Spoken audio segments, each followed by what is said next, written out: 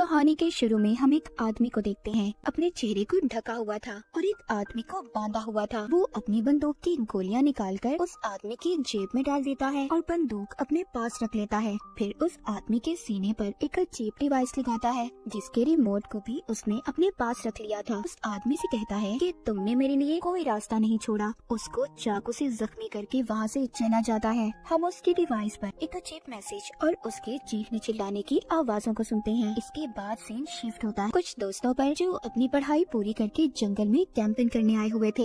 यहाँ पर सब दोस्तों में कैटो जो सबसे ज्यादा बिगड़ा हुआ था। वहीं कैटो का दोस्त जो उसके उल्ट था, बिल्कुल सीधा, पर उसकी दोस्त ऐसी थी जो बेचारे पर हमेशा शक करती रहती थी कि उसका चक्कर किसी और लड़की के साथ है। हम यहाँ पर उनकी बातों में सबकी गहरी दोस्ती देखते हैं। इनके ग्रुप में एरिन थी जो सबसे ज्यादा मासूम थी और सबसे अलग रहा करती थी। जब एरिन बाथरूम के लिए झाड़ियों में जाती है, वही आदमी जो हमने कहानी के शुरू में देखा था वो एरिन को बेहोश कर देता है। जब एरिन को होश आता है, उसके साथ साथ सभी दोस्त एक अजीब सी जैकेट के साथ उठते हैं क्योंकि सबने अब जैकेट पहनी हुई थी और उस जैकेट पर एक टाइमर लगा हुआ था। करीब ही जब वो गैस सिलेंडर को देखते हैं तब इन्हें समझ आता है कि किसी ने इनको गैस से बेहोश कर दिया था और इनका यहाँ पर एक दोस्त भी गायब था। जब वो आदमी इनके सामने आता है तो इन्हें पता चलता है कि वो इनके स्कूल के साइंस टीचर थे और साथ ही साथ एरिन के दोस्त के डैड भी जो अब मर चुका था। वो बताते हैं कि जब मेरे बेटे की मौत हुई तो उनकी बीवी ने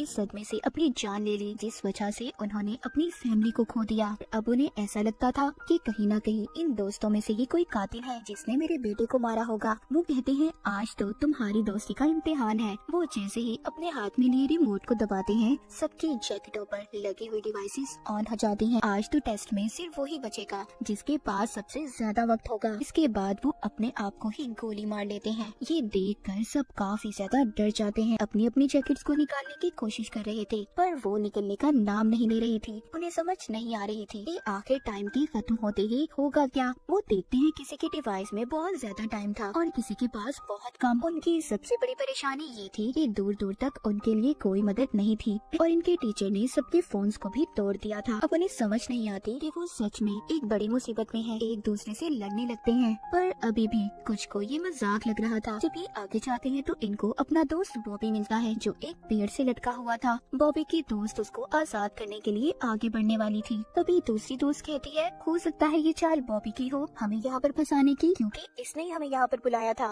ये जरूर उस टीचर के साथ मिला हुआ है। ये सब सुनकर कुछ दोस्त बॉबी को छुड़ाने के हक में नहीं थे पर बॉबी उनसे बार बार कह रहा था कि प्लीज मेरी मदद करो। वो कहता है मैंने तुम सबसे अपनी एक बड़ी बीमारी को छुपाया था जो उस टीचर को पता चल गई थी। वो मुझको ब्लैकमेल करते थे, मेरे पास कोई और रास्ता नहीं था, इसलिए मैं तुम सबको यहाँ पर लाया। पर मुझे उनके इस प्लान के बारे में कुछ पता नहीं था कि वो हमें यहाँ पर कैसे फंसाएंगे। पर मैं तुम सबको इस डिवाइस के बारे में भी बताने के लिए तैयार हूँ अगर तुम मुझे खोल दो। अब उसके दोस्त उस पर तरस खाकर उसे छुड़वा देते हैं। बॉबी आजाद होते ही सब पर चाकू से हमला कर देता है पर वो किसी को मार नहीं पाता और देखते ही देखते उसके डिवाइस में टाइम खत्म हो जाता है। सबके सामने वो ब्लास्ट हो गया था, फट जाता है, उसके जिस्म के टुकड़े टुकड़े हो जाते हैं। ये देखकर सब अपने अपने दोस्तों को लेकर भागते हैं। टीबर कैटो का दोस्त था जिसकी दोस्त उस पर अब भी शक कर रही थी। वो उसके साथ जाने से भी मना कर देती है। कैटो का दोस्त अकेला ही कैंप में वापस आता है। वो उस टीचर की बंदूक को भी अपने पास रख लेता है ये सोचकर कि शायद ही उसके काम आ जाए। इसके बाद हम एक और दोस्त को देखते हैं जो काफी ज्यादा घबराया हुआ था क्योंकि उसका टाइम अब खत्म हो चुका था। वो अपने दोस्त से कहता है प्लीज मुझसे दूर रहो, कुछ देर बाद मैं भी मरने वाला हूँ। पर तभी जब इसकी एक और दोस्त इनके पास आ रही थी तो ये गलती से उस पर फ्लैशलाइट से हमला कर देता है जिससे फौरन ही उस लड़की की जान चली गई थी। पर होता कुछ ऐसा है कि उस लड़की के पास जो टाइम बचा था वो सारा इस लड़के को मिल गया था। वो बहुत परेशान हो गया था। इनकी एक सहीन दोस्त कहती है जिसको अब सब कुछ समझ आ गया था हमारे डिवाइसेस में कुछ ऐसे सेंसर्स हैं जो इंसान मारेगा तो उसका सारा वक्त दूसरे इंसान को मिल जाएगा, बिल्कुल पबजी की तरह। हथियारों की बजाय बचा हुआ वक्त दूसरे इंसान को ट्रांसफर हो जाएगा। उस टीचर ने जानबूझकर ये सब किया था कि सब एक दूसरे की जान ले सके अपनी जान बचाने के लिए। सब सुनने के बाद सारे दोस्त एक दूसरे के दुश्मन बन गए थे क्योंकि सबको अपनी जान प्यारी थी। दूर खड़ी एक दोस्त भी इनकी सारी बातें सुन रही थी, जो थोड़ी पागल थी। उसके चेहरे पर उसकी नीयत साफ नजर आ रही थी क्योंकि उसका टाइम जो खत्म होने वाला था। वो एक लकड़ी का टुकड़ा उठाकर सब पर वार करने लगती है, पर सभी वहाँ से भाग गए थे। अब यहाँ पर नजर आता है सब दोस्तों का असली चेहरा। सभी एक दूसरे की जान के दुश्मन बन चुके थे। दो दोस्त जल्दी से दोबारा कैंप की तरफ भागते हैं क्योंकि उनके पास अभी भी एक फोन था जो वो कैंप में ही छोड़ आए थे, मगर उसमें भी सिग्नल नहीं थे, इसलिए ये फोन को लेकर ऊंचाई की तरफ भागते हैं। उधर एरिन को कैटो का दोस्त अपना पार्टनर बन जाने का कहता है और दोनों आगे मदद के लिए निकल पड़ते हैं। उधर दूसरी तरफ इनकी एक और दोस्त जो अपने शिकार के तलाश में थी क्योंकि उसका टाइम खत्म होने वाला था। जब ये कैटो को अपने पास आते हुए देखती है तो उस पर हमला कर देती है, पर चालाक कैटो अपनी जान बचाने के लिए उस लड़की से कहता है, तुम कहती थी ना कि मेरा दोस्त तुम्हें धोखा दे रहा है, उसका चक्कर किसी और लड़के के साथ था। हाँ, वो कोई और नहीं बल्कि तुम्हारी बेस्ट फ्रेंड है, जो मुझे उसके फोन से पता चला। उस पागल लड़की को एक और मौका मिल गया था किसी की जान लेने का। ये अपनी ही दोस्त के ऊपर चाकू से हमला कर देती है, पर वो दोस्त एक ही झटके में उसके ऊपर वार करके उसी को मार देती है। अब उस लड़की को भी गेम की समझ आ चुकी थी कि भले कैटो ने उसे मरवाने की कोशिश की, पर यही रास्ता है इस गेम में सरवाइव करने का,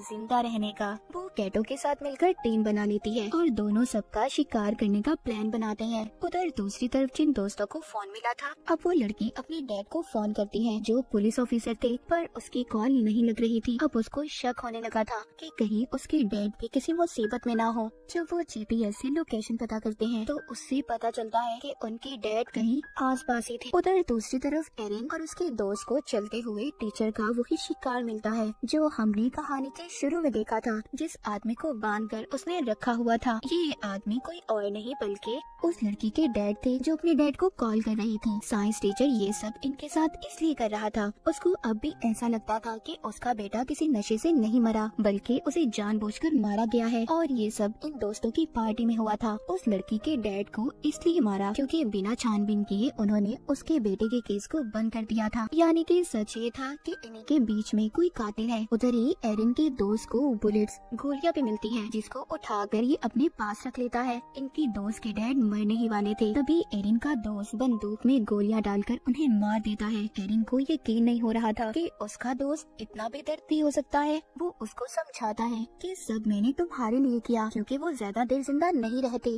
वो मरने ही वाले थे और उनको मारने से कम जो उनका बचा हुआ वक्त है वो तुम्हें मिल गया। एरिन का दोस्त उसको बंदूक देकर कहता है, तुम इससे खुद को महफूज कर सकती हो, ये तुम्हारी हिफाजत के लिए है क्योंकि जीने का हक है तुम्हें। और खुद वो कैटो की तलाश में निकल पड़ता है क्योंकि उसे ऐसा लग रहा था कि साइंस टीचर के बेटे उनके दोस्त का कातिल कैटो है, क्योंकि उस दिन पार्टी में वो नशे वाली दवाई वही लाया था।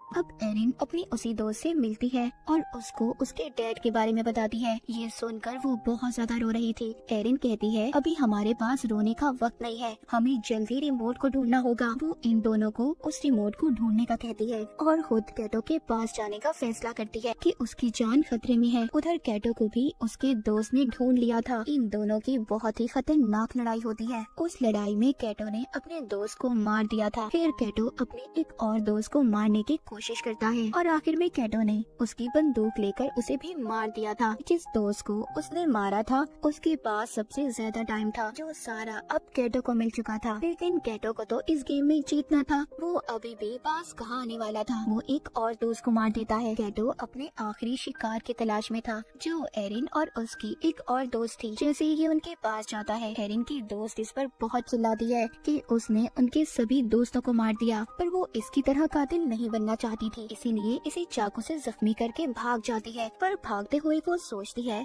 कि अगर कैटो भी मर गया फिर भी तो इस गेम में एक ही बचेगा, इसीलिए वो अब एरिन को मारने की कोशिश करती है और उसकी तरफ बंदूक कर लेती है। यहाँ पर कहानी का सच तो कुछ और था। एरिन की दोस्त उसको बताती है, उस लड़के से मुझे बहुत नफरत थी, वो स्कूल में हमेशा मेरे से ज्यादा नंबर लेता था और उसकी वजह से मुझे स्कॉलरशिप भी नहीं मिली। उस दिन मैंने उसकी ड्रिंक में दवाई मिलाई थी, पर मैं ये नहीं जानती थी कि वो सच में मर जाएगा और मैंने ही अपने डैड से कहकर उसके केस को बंद करवा दिया। वो एरिन को बंदूक देकर कहती है, मुझे मार दो, जिंदा रहने का हक सिर्फ तुम्हें है। पर एरिन ऐसा करना नहीं चाहती थी। तभी पीछे से कैटो आ जाता है और एरिन की दोस्त पर हमला करके उसे मार देता है। एरिन की दोस्त की जान उसकी गोद में निकलती है। कैटो के पास एरिन से कम वक्त था और अगर उसे जिंदा रहना था तो उसे जल्द ही एरिन की जान लेनी होगी। लेकिन वो यहाँ पर ये भी जानता था कि एरिन के अंदर इतनी हिम्मत नहीं है। बार बार वो एरिन को गोली चलाने पर उकसा रहा था। एरिन बहुत सोचती है पर उसे नहीं मारती। उसकी टांगों पर गोली मार के